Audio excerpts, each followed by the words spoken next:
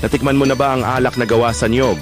Ngayon, ipapakita ko sa iyo ang proseso ng paggawa ng alak na niyog. Una, pumili ng sariwang niyog. Gumamit ng pambukas ng niyog para maingat na buksan ang tatsulok na bahagi ng balat ng niyog. Pagkatapos maingat na kunin ang pampaalsa ng alak sa prutas. Ibuhos ang lebadura sa bawat niyog. Tinitiyak na pantay ang pagkakahati. Sunod, selyuhan ang mga niyog gamit ang craft paper at tradisyonal na dilaw na putik. Tinitiyak ang airtightness at sterilidad.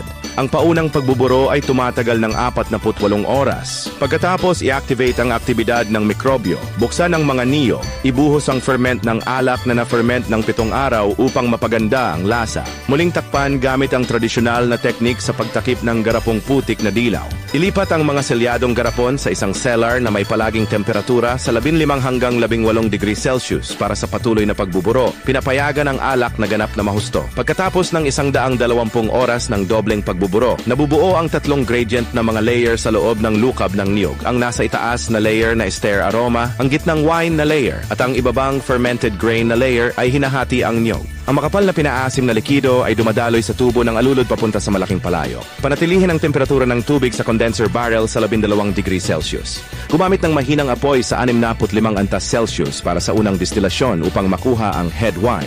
Pagkatapos, gumamit ng malakas na apoy sa 78 antas Celsius upang kolektahin ang gitnang bahagi ng alak. Kapag dumaan na ang transparent na alak sa bamboo guide tube, handa na ang kopang ito ng orihinal na timpla na may aroma ng niyog, pulot at alak na gawa sa bigas.